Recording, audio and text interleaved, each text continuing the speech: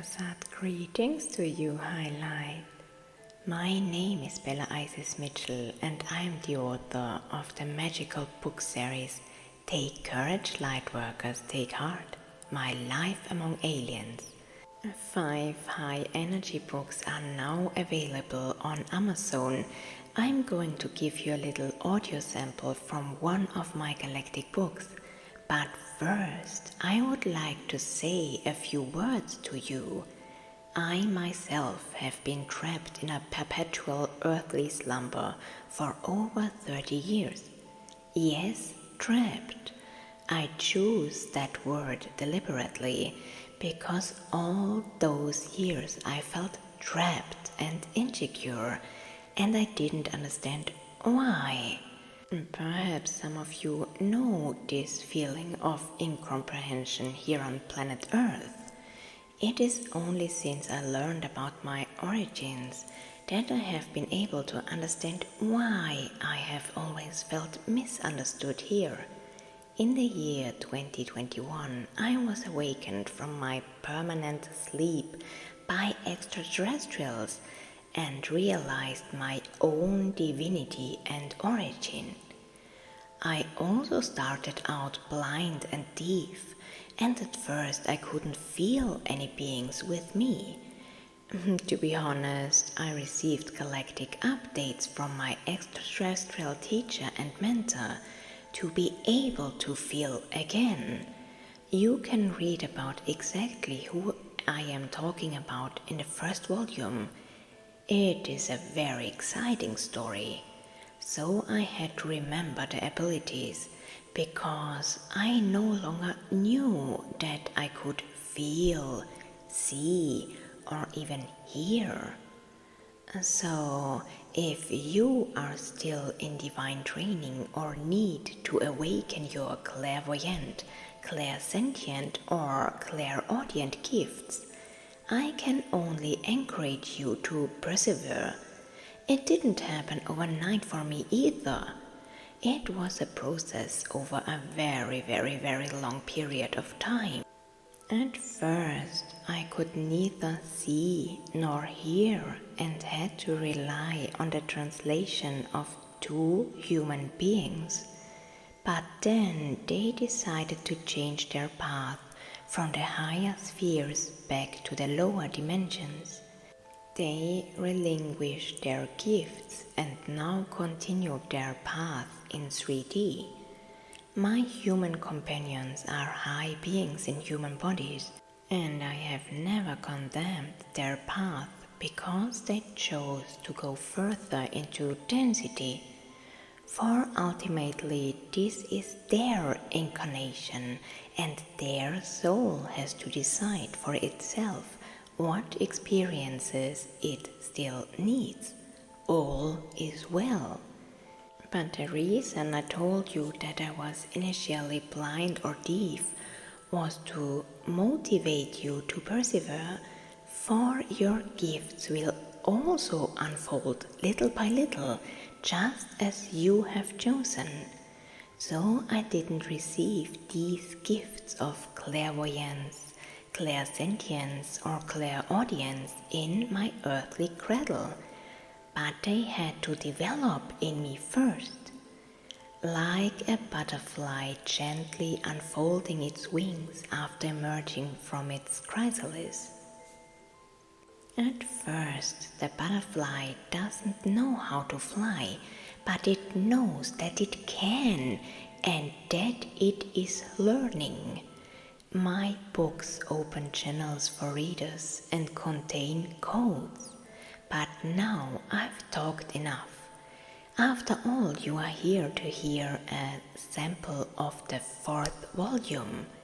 If my books appeal to you and you wish to read them, please consider doing so in order, for the magical volumes build up energetically. It is necessary to read the books in order because the vibration also builds up little by little. Yeah, but now the time has come. I turn to page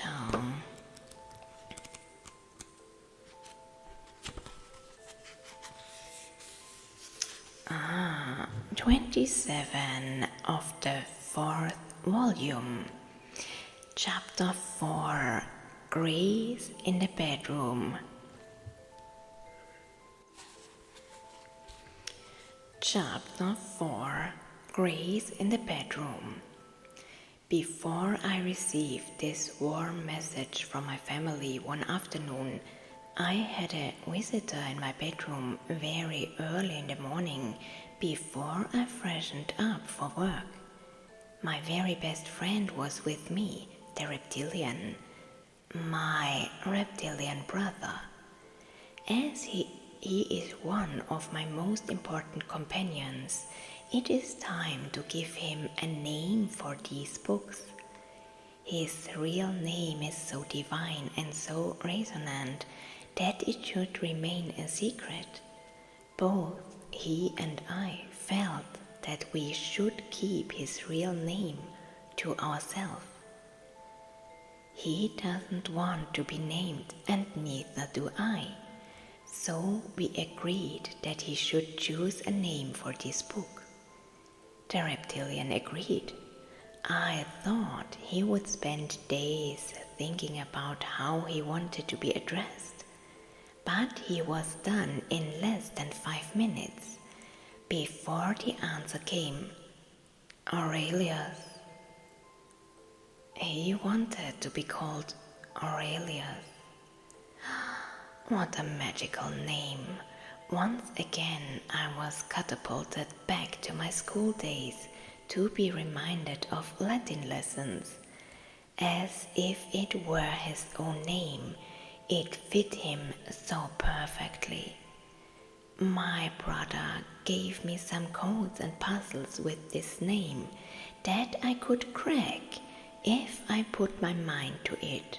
And one code is the name itself. He knew I would think about what the name might mean. Aurum is Latin and means gold. His name could also be translated as the Golden One, or even refer to his golden flow, for he is a very light divine being. The name itself is made of gold, just as he shines with a golden glow. He is my personal divine golden glow. The reptilian is pure light. How appropriate the high being chose his name for this book. Highly vibrating, just like him. If you do a numerological sum of the letters, you get the final sum of 7. 7 itself is a very magical number. The being is also pure magic. So my dearest friend came to visit me very early in the morning. I stayed in bed for a while before the hysterical ring of the clock made me get up. The loving being spoke to me and sat next to me in bed. As I talked to him, I noticed that my whole body was very edging from the constant 3D experience. As the being next to me radiated such a benevolent vibration, I asked him if he could help me with the pain. The reptilian knew it was extreme tension and overexertion of my system due to the circumstances. The whole body was crying out for help, as was the soul. My brother smiled kindly at me and said, I am not a doctor, but I can organize someone to help you. I thanked him and took his scaly hand in mine and kissed the back of it. Although he says he is neither a healer nor a doctor, I can only say the opposite, for his very presence is healing. He heals me. When the reptilian said he would organize or call someone to help me further, I soon felt a new presence in my room. At first I thought they were the healers from Proxima Centauri again. You will remember the image of my companion and guide from the previous books. But they weren't Centaurians. They just looked alike. When I could see more clearly, I realized they looked different. The aliens were dressed in shimmering silver spacesuits, just like my spirit guides always wears. They were also about the same size and height, but their faces were very different. Their face looked cool and a little serious. Unfortunately, this irritated me in this case, even though I could feel her positive vibes. I was affected by a wrongly coded image of manipulation. After all, we humans have been taught very intensively to be afraid of such aliens. I want to make it clear right away that I was not afraid of them, but I felt oppressed and alert. I had little trust. Since I wasn't afraid, I asked them where they came from. You humans don't know our planet. It wouldn't make any sense to tell you where we come from. I looked at them thoughtfully. Unfortunately, I was a little suspicious, but I asked more questions. Well, how should I call you? Do you have names? But their answer was again, it wouldn't make any sense for you to call us by our names, because you don't speak this language. You don't understand. They telepathically showed me a random, made-up series of letters, e.g. XXLMNRKOQ, and made me understand that my language and their language, or our understanding of communication in general, were completely different. It was also new for me to be explained and shown in this way. Their language was a language of light. It could not be translated into human words or letters. That wasn't possible. So they showed me incomprehensible letter codes. They only spoke to each other telepathically. I was still confused about who I was looking at. So they told me I could just call them Grace. I looked at them from the top to bottom in amazement. I am ashamed to say that I was oppressed by the false image that has always influenced us in a negative way. We were programmed to be afraid of aliens, and the fact that they said they were Grace didn't make it any better. But I wasn't afraid, and I talked to them anyway, because it was difficult for me to classify this encounter. It seemed to me that they wanted to remain anonymous, which should be respected, but I just misunderstood. It was their nature. They were simply like that. But when they noticed that I was irritated by what was going on in the bedroom, they started talking on their own. They tried to joke with me on a loving level to lighten the situation. But it irritated me even more that they couldn't smile. There was not a single expression on their faces, no emotion, no smile, nothing. They spoke to me with full love and kindness and absolute warmth. I could feel everything because I am clairvoyant and clairsentient, but their faces just showed nothing. They had big black googly eyes, 2 tiny slits for a nose, and lips that were thin as a line.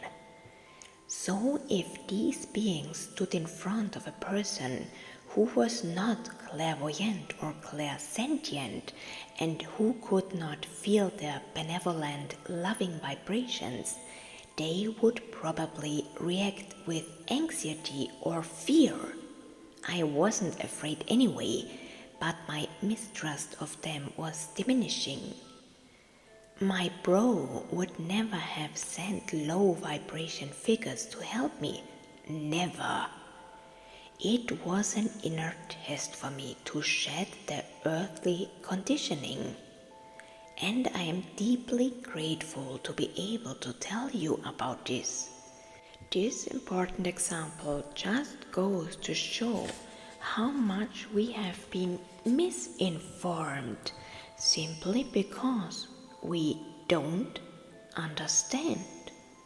And these beings themselves have said to me very often, "You don't understand." So I know that this chapter is very, very important to explain intergalactic communication to people, to bring it closer to them, and to heal some of the unclarity or misunderstanding. When you have creatures in front of you that look gloomy, do not smile or show any other emotion, we humans can feel very frightened by this circumstance. My luck or gift is that I am clairsentient, so I noticed that they were of peace-loving nature. Also, my bro would never have invited villains into my bedroom if I had asked him for medical help first. But even though I was clairsentient and could sense their aura, I was still influenced by earthly conditioning. I was deeply embarrassed by this, especially as I had already met a wide variety of extraterrestrial species. My intention is to share this experience with as many people as possible, so that fear and mistrust can be transformed into love and trust. You don't understand. This phrase was so interesting when I heard it telepathically and several times. It had a great influence on me, and the creatures were right. We humans generally don't understand, or we quickly make up our own opinions. They didn't mean that I wasn't intelligent enough to understand them, but that we were just too different in nature. Appearance, communication, understanding, all those things. The circumstances on their planet are simply different, so they would be completely different from us. In their world, it doesn't matter if you can see when someone is smiling, because you don't have to notice it with your physical eyes. The beings were just very happy because I explained it exactly right. You understand, they said with a grin and a smile, without physically grinning or smiling. And yet I felt the joy and the laughter. Imagine if they were in front of you and you couldn't feel them if you could only perceive them standing motionless, without any movement or facial expression. They are well aware that this is a major challenge when dealing with the human species. This is why they are very reluctant to communicate directly, because humans wouldn't understand or would block out of fear. But as they were called directly to me by my dear friend, they also saw this experience as an opportunity for themselves to present their species, wherever they come from, in a different light, or rather in the light, because people see them as dark figures. So the creatures were with me, and I got to know them again, the Greys. The tension that I had felt inside me at first gradually subsided. I knew that the problem clearly stemmed from the fact that I too had thought since childhood that these kinds of aliens were simply evil. We hadn't heard anything to the contrary. They are just carefully reminding me that there are other beings who look like them and who are not at all peaceful personalities. You should definitely be warned about them. Their warning is very profound and intense. I will tell you why right now, but you should not judge or condemn everyone if you don't understand. These beings I have been in contact with have been absolutely peace-loving and benevolent. Their planet is an ascended one. They have been out of the third dimension for eons. They are so advanced that in their eyes we are actually before the Stone Age and not in the middle of it. They laughed again, without loving. But their intention is definitely not to make fun of us. They respect our species very much, with all its developments.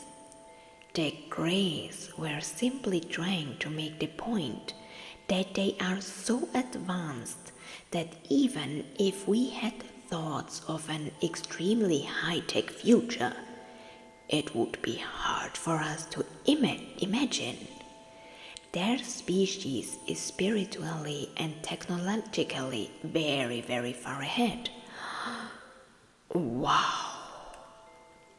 The medics were there to help me with my tension and physical pain after my friend called them.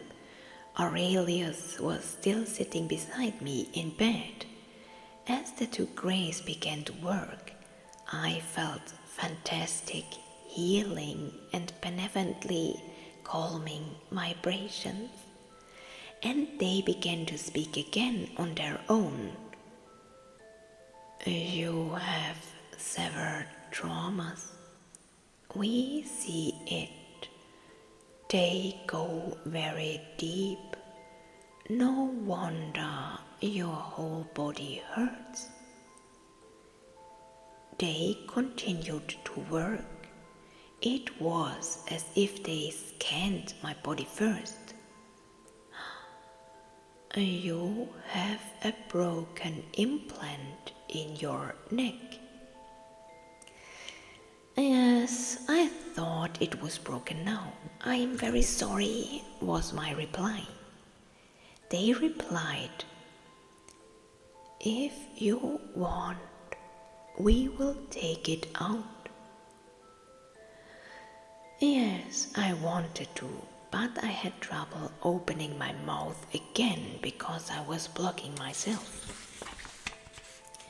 Just to remind you, it was the Proxima Centaurian implant I told you about in the previous book. I knew it was already broken because, of course, the human foot has left its mark and caused the alien metal to oxidize and cause massive damage. The Greys tried to get the implant out, and it happened very quickly. They made sure I couldn't see or feel what was happening. Their methods were very interesting. Also, I have wondered how this highly advanced species, which tends to stay away from humans, could have such a high level of knowledge about the human body.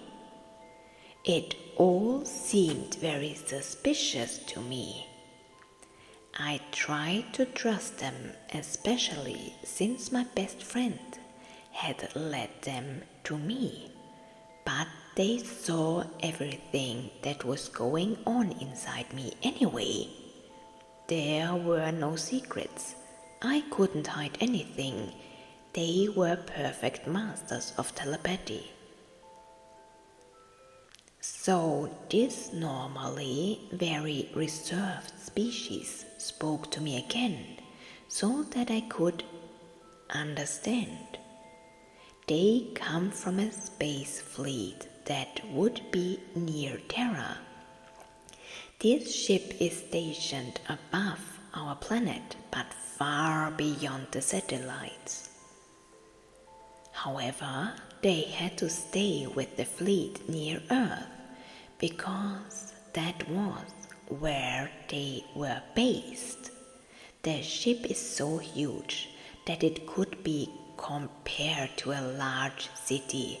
In fact, it is one. The special thing about this station in space is that it is a receiving station. For whom? You will not believe it. For kidnap victims. I was horrified, but their story went further.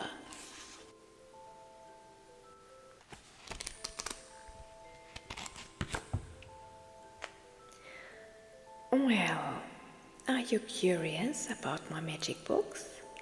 If they appeal to you personally, then check out Bella Isis Mitchell on Amazon.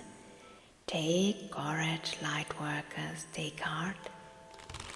My Life Among Aliens, Anasha.